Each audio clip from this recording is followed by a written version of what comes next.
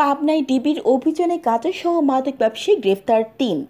পাবনা জেলা পুলিশের virtually press রিলিজে পাঠানো তথ্যচিত্রে ডেস্ক রিপোর্ট। শনিবার সকালে পাবনার চাটমোহর উপজেলার মল্লিক বাইন এলাকায় অভিযান চালিয়ে 10 কেজি গাঁজাসহ 3 জন মাদক ব্যবসায়ীকে গ্রেফতার করেছে পাবনার গোয়েন্দা পুলিশ।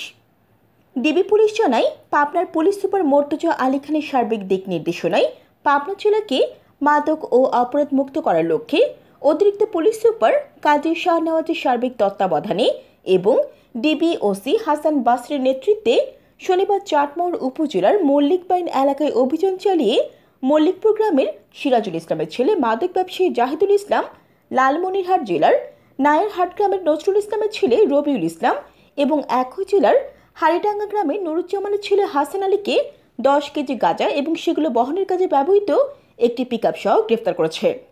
গ্রেফতারকৃত 3 জনের বিরুদ্ধে চাটমোহর থানায় মাদকদ্রব্য নিয়ন্ত্রণ আইনে মামলা দায়ের করা হয়েছে। Jannatul Afsana, CNF TV. CNF TV, আমাদের দৃষ্টি জুড়ে বাংলাদেশ।